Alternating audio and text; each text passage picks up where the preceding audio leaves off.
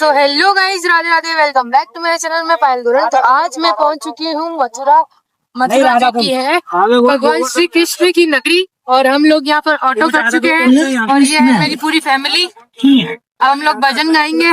नहीं तो stay tuned.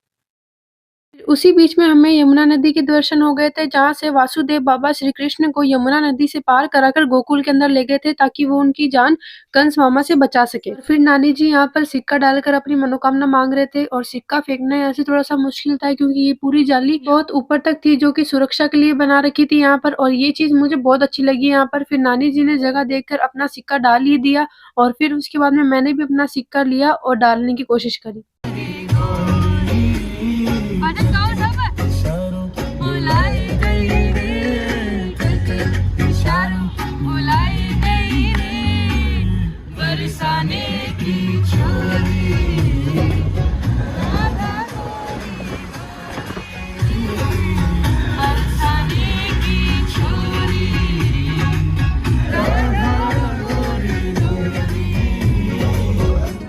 और फिर हम लोग रमन रेती पहुंच चुके थे, और हमने यहाँ पर आने के बाद सबसे पहले तो देखा यहाँ पे ये चिड़ियाघर, जो कि रमन रेती की जस्ट सामने ही था। और यहाँ पर आपको देखने को मिलेंगे हिरण, बारहसिंगा और बहुत सारे जानवर। मेरे घर वाले जानवरों को देखकर कितना ज्यादा खुश हो रहे थे, तो ये तो आप देख ही सकते हो। फिर उसके बाद में नानी जी ने पहले ठाकुर जी को हिरण वगैरह दिखाए, और फिर हमने कन्हैया को। कन्हैया तो बहुत ज्यादा खुश हो गए थे। फिर हम लोगों को दिखाई दिया ये रमन रेती धाम का बोर्ड, जिसको देखकर हमारी खुशी और ज्यादा बढ़ गई थी। और नॉर्मल डेज में भी यहाँ पर इतनी भीड़ पड़ती है, ये मुझे नहीं पता था। फिर हम लोगों ने प्रवेश द्वार से एंट्री कर ली थी धाम के अंदर, और ये पूरा धाम आपको बांस की लकड़ियों से बना हुआ दिखाई देगा। बांस की लकड़ियों से इतना प्यारा घर बन सकता है, मैंने कभी सोचा नहीं था, पर ये देखकर मुझे यहाँ पर बहुत अच्छा लगा। और यहाँ पर आपको ये जो पिलर्स दिखाई दे रहे हैं, जो कि बांस की लकड़ी से ही बन रखे हैं। और फिर हम लोग आ गए थोड़ा सा आगे, और यहाँ पर आने के बाद में देखा हमने भगवान श्री कृष्ण की अलग अलग लीलाएं बनी हुई है, जैसे कि बांसुरी बजाना, गोवर्धन पर्वत को अपने हाथ पर उठाना, और राधा और भगवान श्री कृष्ण की अलग अलग प्रतिमाएं। और मुझे यहाँ की एक और खास बात ये लगी कि यहाँ पर अलग अलग साधु संतों के लिए कुटिया बनाई गई है, और इनके बाहर इनके नाम भी लिखे हुए हैं। यहाँ का नियम ये था कि हम किसी भी बाबा की कुटिया में उनकी बिना आज्ञा के नहीं जा सकते थे।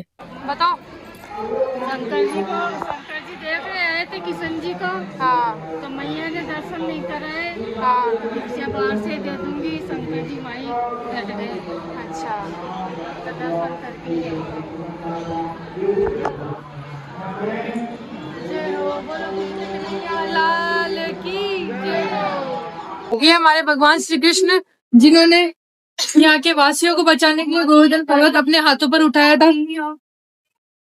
और फिर हम लोग आ गए रमन रेती के अंदर खेलने के लिए। और रमन रेती गोकुल का ऐसा पवित्र स्थान है, जहाँ पर भगवान श्री कृष्ण ने अपने बचपन की लीलाएं की थी। आप लोग खुद ब्रज की माटी में खेलोगे तो आपको खुद को एहसास हो जाएगा भगवान श्री कृष्ण यही है। मैया और कन्हैया तो अपने अलग ही खेल रहे थे, और नानी जी यहाँ पर अपने शालिग्राम जी बना रहे थे। भगवान के नाम अलग अलग है, पर कृपा एकदम सेम है। जब आप लोग ब्रज की माटी में खेलोगे तो आपको ऐसा लगेगा जैसे आप साक्षात भगवान श्री कृष्ण के साथ में खेल रहे हो। ऐसे जगह प्लेन करके एक 4 कोने का घर बनाओ सब लोग। और जिन्होंने 4 कोने का घर बनाया है, ये सीधे हाथ की बीच वाली 2 उंगलियां है, नीचे वाली जो दीवार बनाई है अपनी तरफ नीचे रास्ता निकालो। मुख से बोलो हरि का द्वार। हरि का द्वार। नीचे वाली दीवार से रास्ता निकालो। मुख से बोलो हरि का द्वार। हरि का द्वार। पूजा करने वाली उंगली है, ऊपर वाली दीवार के ऊपर एक झंडा निकालो। मुख से बोलो धर्म की ध्वजा। धर्म की ध्वजा। घर का कितना कोना है? 4। ठाकुर जी की कितनी भुजाएं हैं? 4। पूजा वाली उंगली से घर के पहले कोने पर गोला करो। मुख से बोलो शंख। शंख। दूसरे कोने पर बोलो चक्र। चक्र। तीसरे कोने पर बोलो गदा। गदा। चौथे कोने पर बोलो पदम। पदम। पहले कोने पर गोला करो। मुख से बोलो शंख। शंख। दूसरे चक्र। गदा। घर बनाया है। दोनों हाथ ऐसे ऊंचा करो सब लोग। दोनों हाथ ऐसा मुट्ठी बांधो, ताकत लगाओ और माखन चलाओ। बोलो राधे श्याम। राधे श्याम। राधे श्याम। राधे श्याम, राधे श्याम। राधे श्याम, राधे श्याम। राधे श्याम। हाथ ऐसे बराबर मिलाओ सब लोग, चारों उंगली बराबर। मुख से बोलो श्री कृष्ण। श्री कृष्ण। राधा रानी। राधा रानी। हमारे घर में अपने श्री चरणों का दर्शन देना। श्री चरणों की भक्ति देना।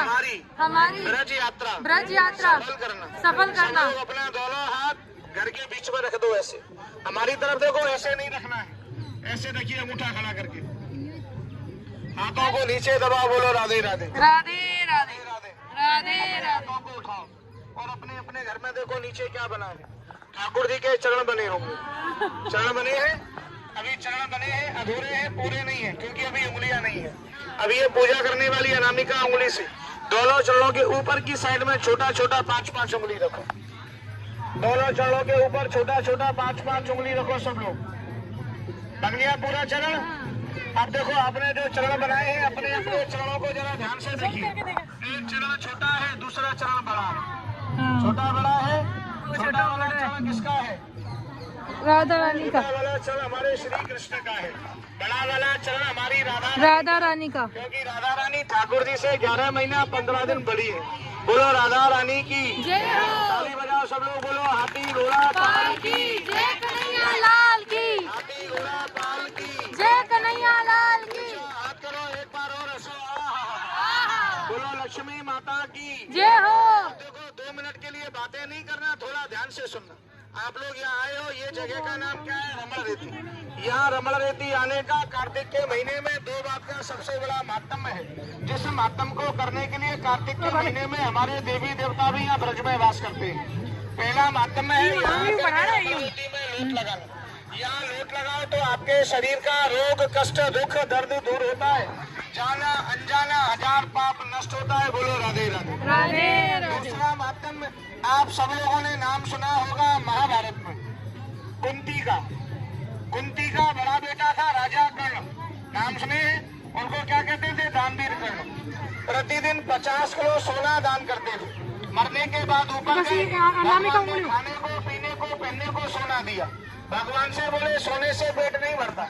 भगवान बोले जैसी करनी वैसी भरनी।